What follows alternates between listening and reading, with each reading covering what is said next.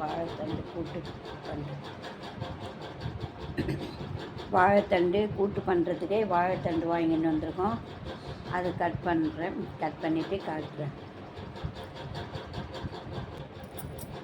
வாழைத்தண்டு இந்த மாதிரி அரியும் போது வறுத்து பார்த்திங்களா நார், இதை ஒவ்வொன்றும் கையிலால் இப்படி சுற்றி எடுத்து போட்டுடணும்.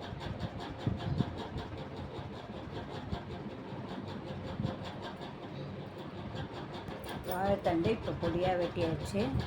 இதை கூட்டு இப்போ பருப்பில் போடும் போது காமிக்கிறேன். குக்கரில் பருப்பு போட்டு வேக வச்சு வச்சுருக்கேன்.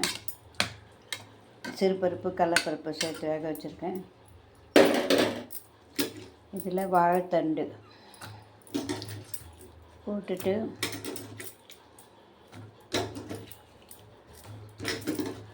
அது கொஞ்சம் தண்ணியில் தான் போட்டு வச்சுருந்தாலும் எப்படி கொஞ்சம் டக்குன்னு கருத்து எடுத்து பாருங்கள்.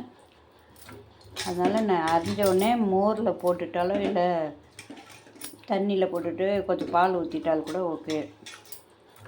கொஞ்ச நேரம் விட்டிங்கனாலே கருத்து போயிடும் வாழைத்தண்டு.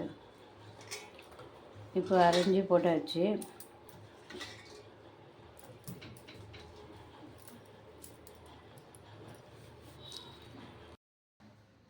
இதை மட்டும் மியூட் போடு. நான் சொல்லும் போது வெங்காயம் தக்காளி போட்டு வச்சுருக்குறோம். இப்படி பிடிச்சிக்கோ. இது மட்டும்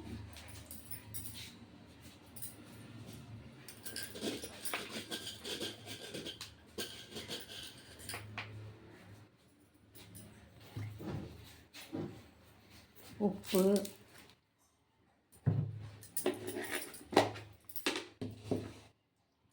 குழம்பு மிளகாய்த்தூள்,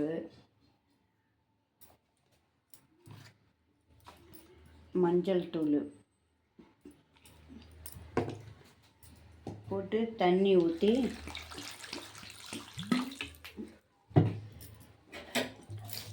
கலரி குக்கரில் மூடி 3 விசில் விடணும்.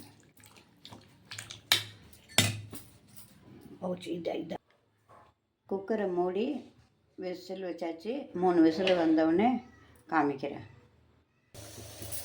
3 விசில் வந்து ஆஃப் பண்ணுறேன். கூட்டு தாளிக்க கடாயில் எண்ணெய் வச்சுருக்கேன்.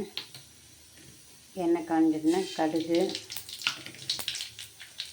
சீரகம், பூண்டு நசுக்கந்து, காஞ்ச மிளகா, கருவேப்பிலை தாளிச்சிட்டு 3 விசில் அடங்கிடுச்சு. கூட்டை திறந்து பார்ப்போம். கூட்டு வெந்திருக்குது பாருங்கள். இதை தான் தாளிக்கணும். தாளித்து போட்டு தாளிச்சதில் ஊற்றிடலாம். தாளிச்சதில் இந்த கூட்டை ஊற்றி கலரிட்டு ஒரு கொதிக்கட்டும். தேங்காய் ஊற்றி இறக்கிடலாம். வாழைத்தண்டு கூட்டு ரெடி. கூட்டு ஒரு கொதிக்குது பாருங்கள். இதுக்கப்புறம் நம்ம அந்த தேங்காய் போட்டு இறக்கிடலாம்.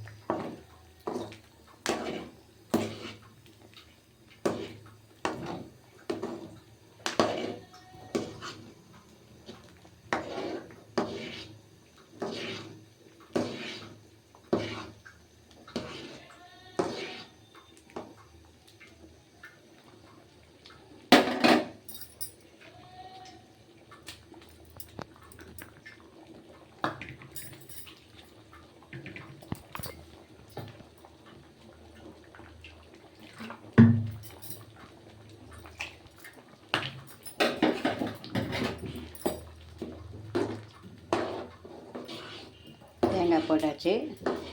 ஒரு கொதிக்குதான் கலரிட்டு பண்ணிக்கலாம்.